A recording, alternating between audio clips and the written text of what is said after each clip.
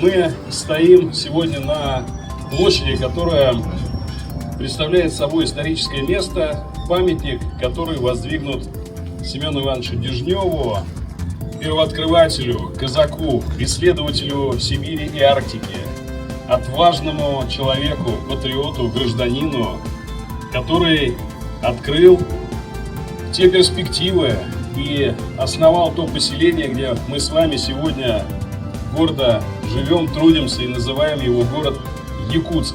Самый большой, самый лучший город на вечной мерзлоте. Я сегодня вас поздравляю с Днем города, тепла вашим домам, уюта, благополучия, крепкого здоровья всем домочадцам, всем вашим близким, родным и, конечно, больших перспектив, красоты и процветания нашего Якутска. Город Якутск – это крупный город, самый большой город в подобных климатических условиях. Сегодня здесь в мире и дружбе проживает 130 национальностей. Сегодня город Якутск уверенно смотрит вперед. Мы имеем четкие планы до 2030 года, утвержденные и поддержанные нашим лидером, президентом нашей страны.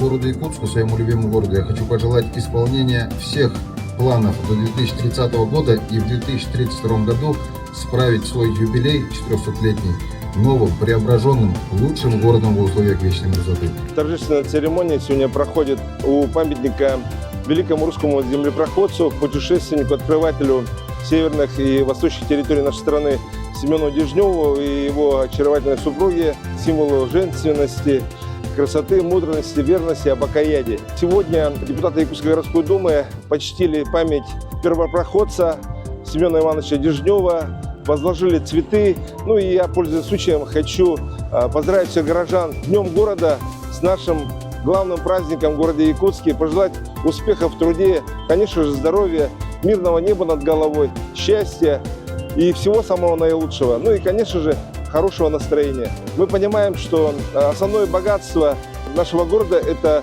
жители города Якутска. Поэтому примите искренние поздравления от имени Якутской городской думы, ну и от себя лично. С Днем города, дорогие друзья! Праздником, любимый город!